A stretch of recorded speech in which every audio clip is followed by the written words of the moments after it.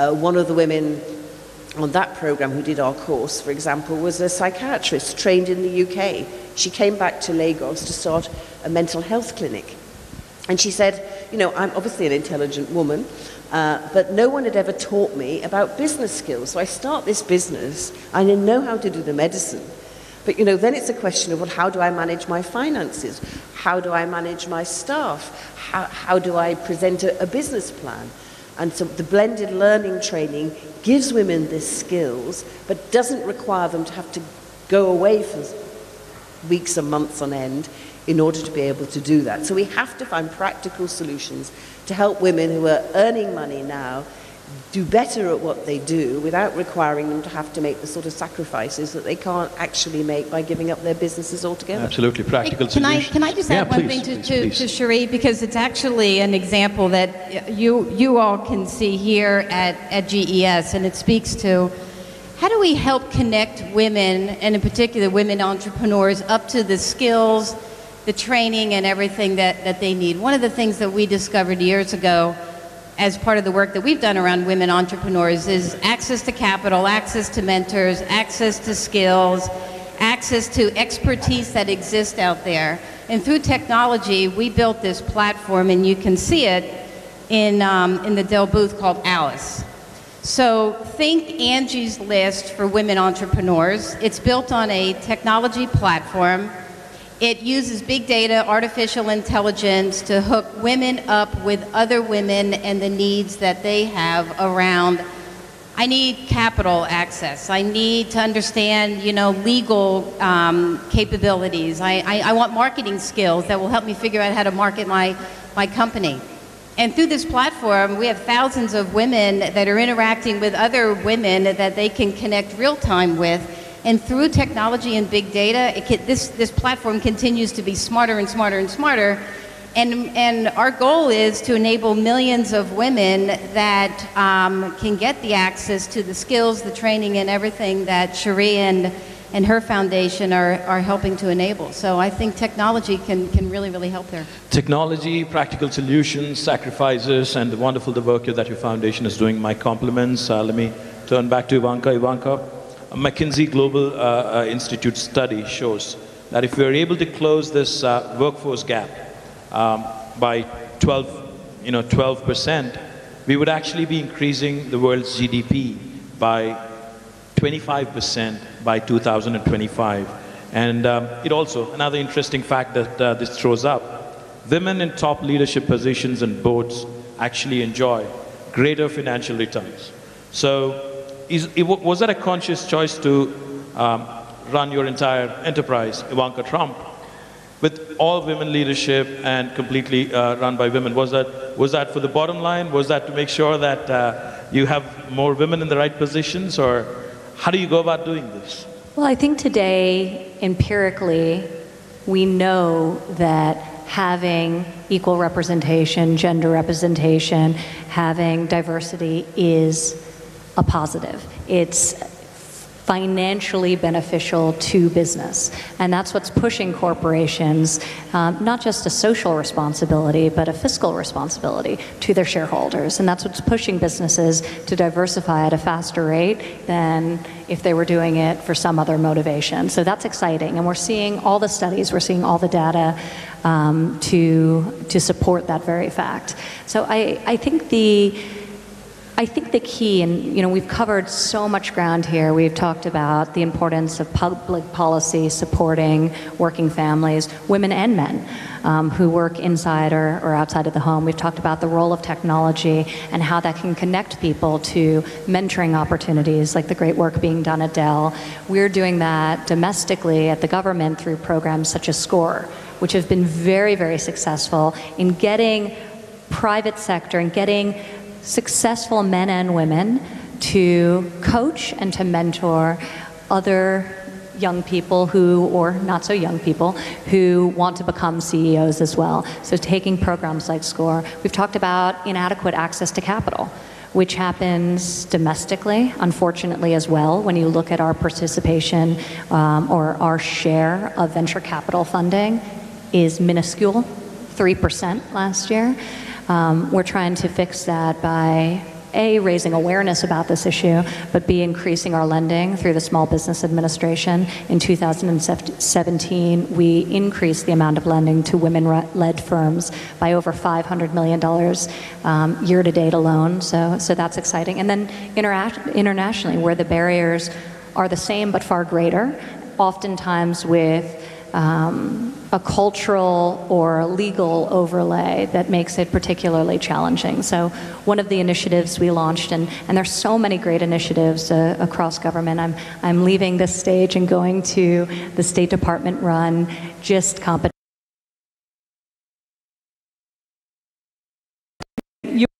Amazing. It's a pitch competition to support investment in great entrepreneurs around the globe doing very innovative things. But there's so many different programs. But this summer we launched something that was very extraordinary. We were founding members with 14 other countries of a World Bank initiative called WeFi, and it seeks to address a number of the things we've mentioned: access to capital, access to networks, access to mentorship, and access to equitable laws, by pushing governments in developing worlds to lower barriers and change the laws that prohibit women from full participation in their economies.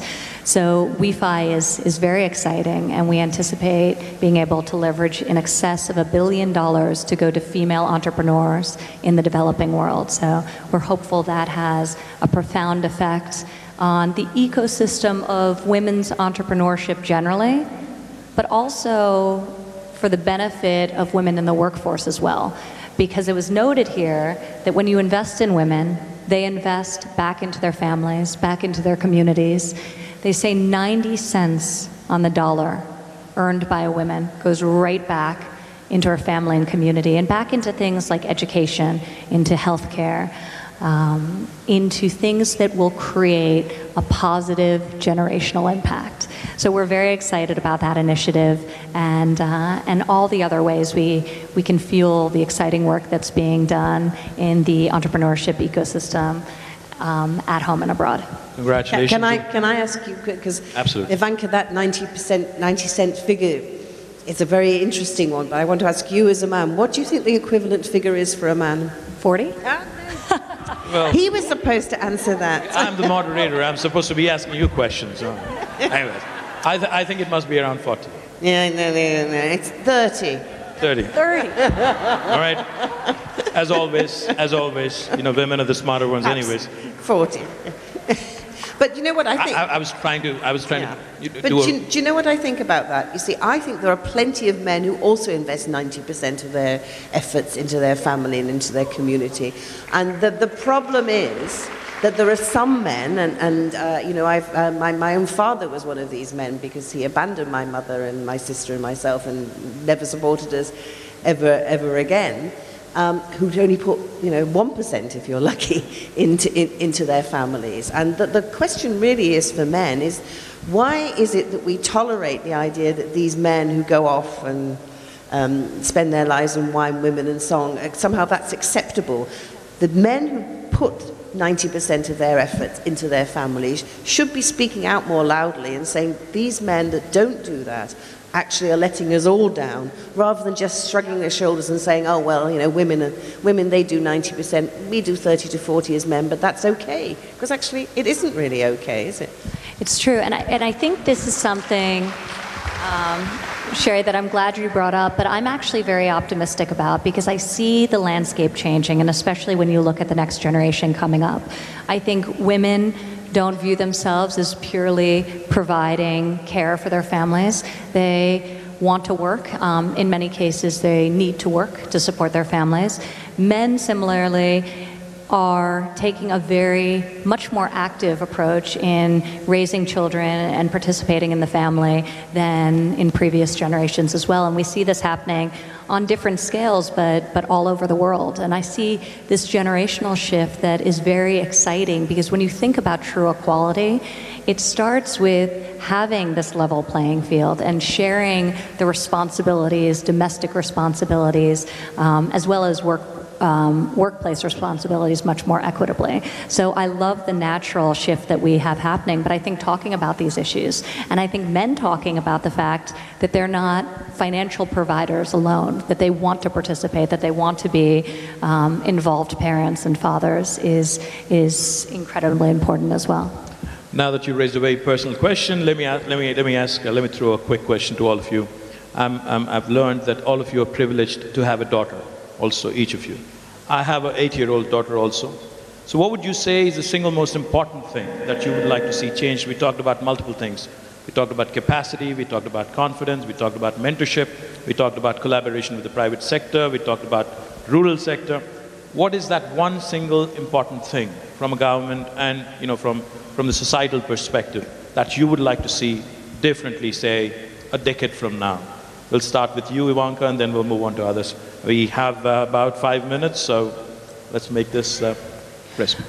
Well, I think I have a 6-year-old daughter, and I'm actually trying to get rid of some of her confidence. But I think the purity of a young girl and the lack of assumption around what her role is, what she should do, what she shouldn't do, what she should like, what she shouldn't like, the longer we can preserve that, the better. So I'm always inspired by my daughter because she makes me realize how many ingrained biases even I have that I don't realize that I'm accidentally putting on one of my children, my sons or my daughters. So I think look at our smallest children and see the world as much like they see it as humanly possible.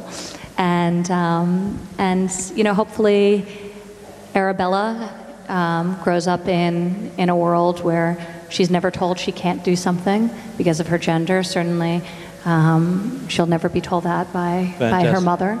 Fantastic. A big round of applause, please. Ingrained bias, which is even within all of us. Tell me about it. I'm a man, so I'm obviously going to have a little bit more of that.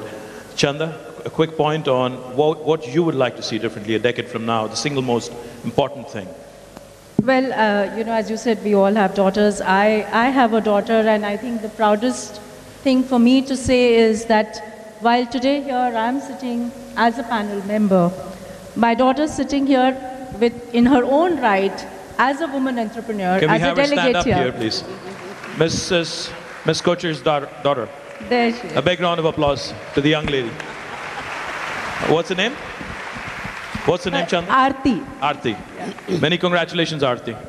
But what I say is that for me, my biggest inspiration are my children. And, why is my daughter my biggest inspiration? Because I think at her age, I expected my mother to do so many more things for me than what she expects her mother to do, because she doesn't find the mother around. She's a strong young lady. So much around. So I think it is about, this is an entrepreneurship summit, so I would say it is about 3 E's for women: education, encouragement, and empowerment. Education, encouragement, and empowerment. Yeah, big round of applause. If we do that, I think sky's the limit for all women. Fantastic. Sherry, your thoughts on what the single most important thing is that you'd like to see differently a decade from now? Well, I've got a daughter and I've also got 3 sons. And if you were to ask me, what's the most important thing for my daughter, I think the most important thing is actually to marry well.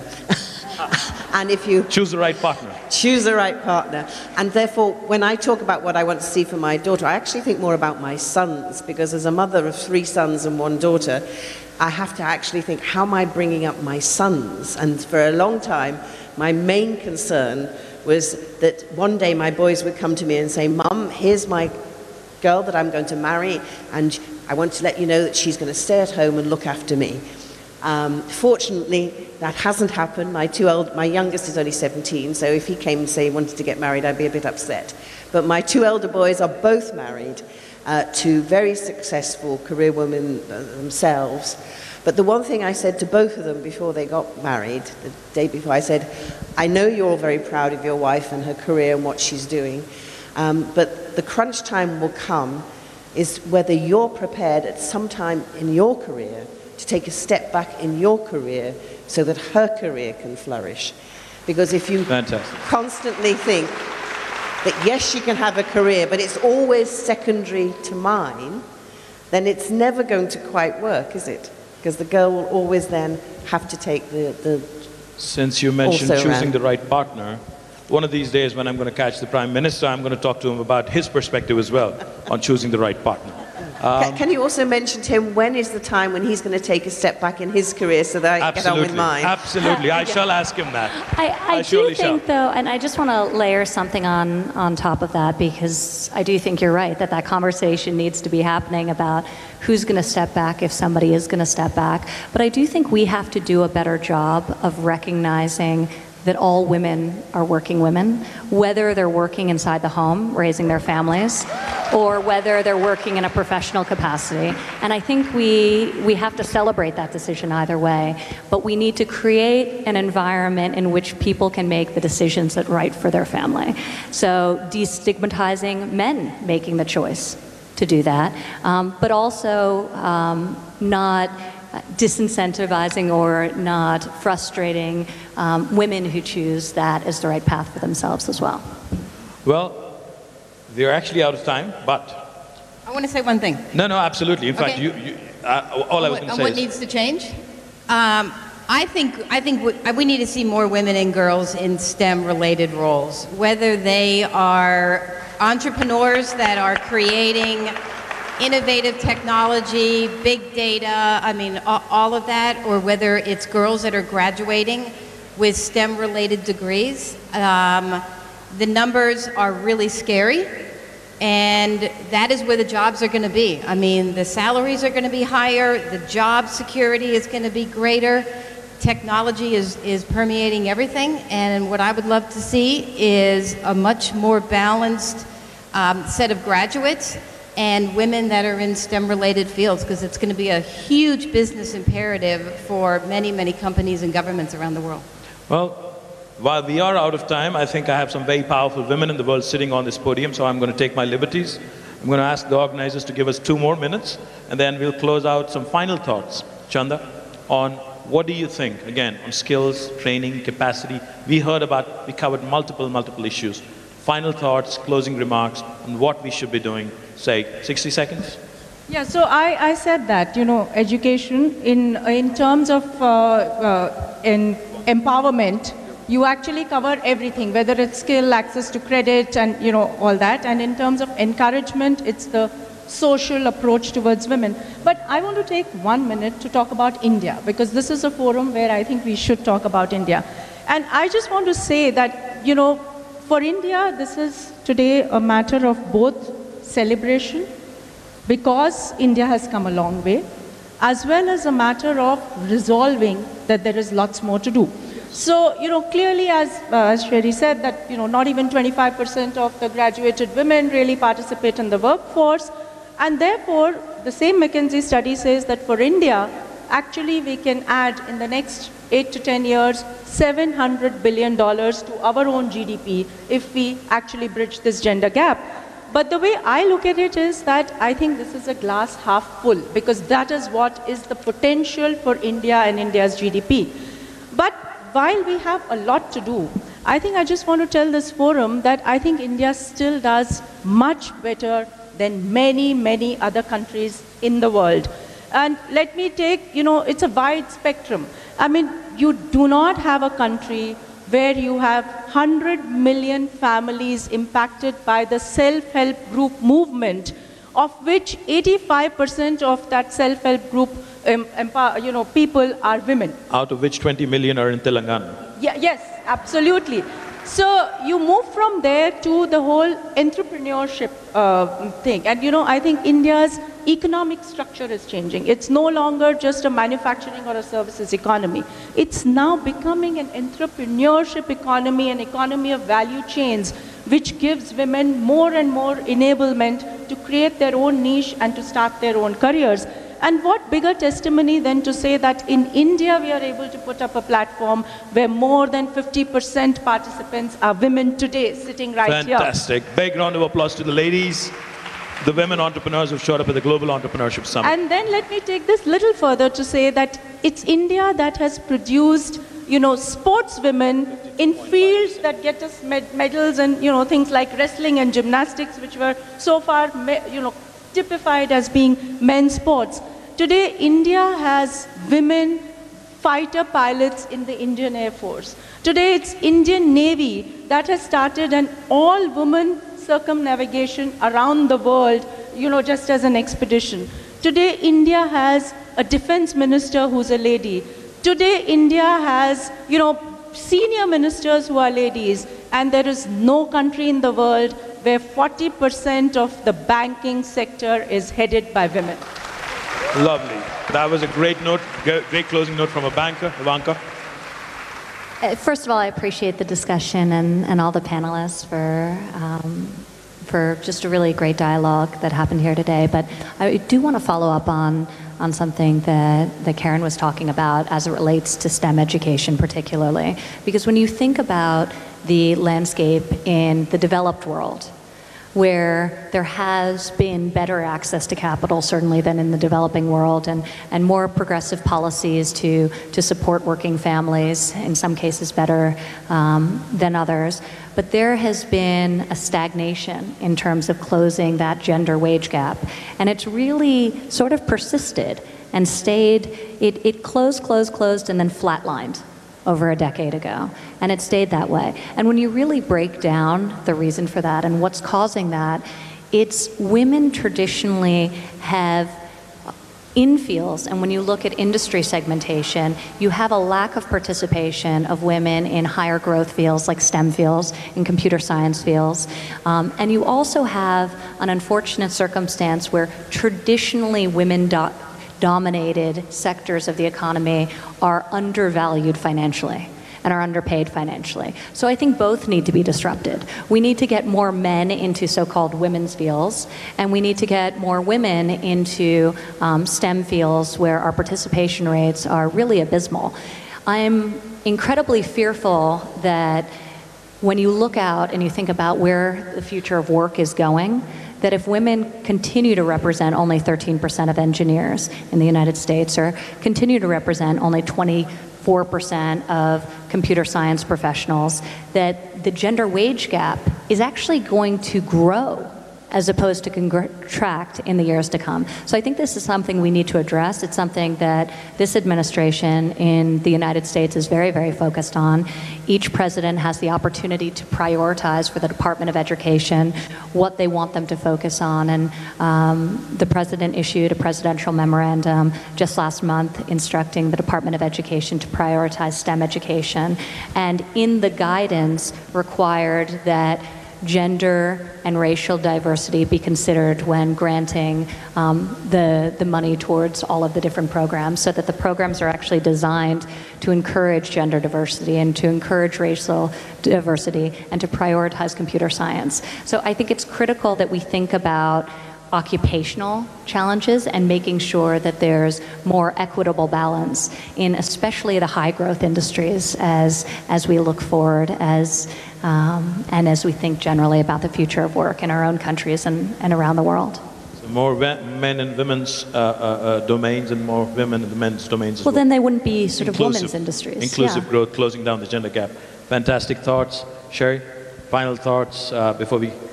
Just a couple of thoughts from me. One is that we've heard a lot about how empowering women, getting women engaged in the market, how women in development, really makes a difference. And the truth is, when we look at where the development dollars go across the world, across all these programs, it's a pitifully small amount of that money that actually goes to women. It's definitely less than 10%, and it's probably less than 5%. I can't remember the exact figure. So how often do we have to say that it really makes a difference if you invest in women, for when we actually put our money where our mouth is and make that happen? That's why actually the We Find Five scheme is such a great scheme, and where we need to do more. And my final thought is this. It's all about choice and diversity. We're talking about women as though all women were alike and all men are alike. And of course, we're all different.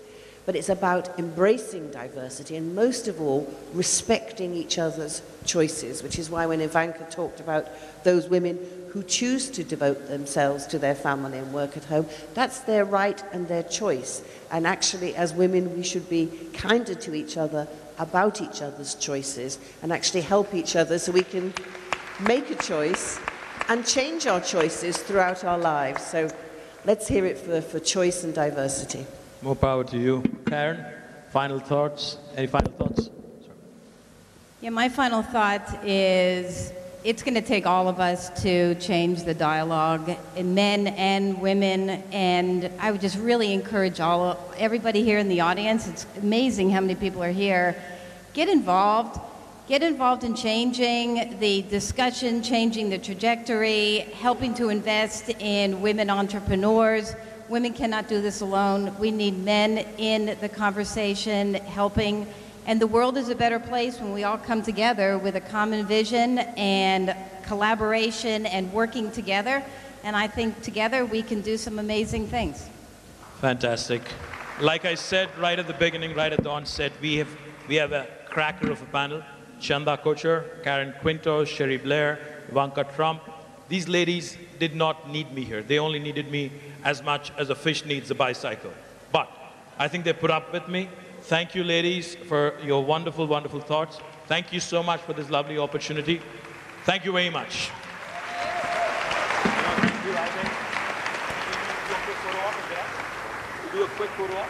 Ladies and gentlemen, that concludes our plenary. We suggest that you make your way to the networking lounge for the pitch competition. That's the pitch competition in the networking lounge in Hall 4. Thank you.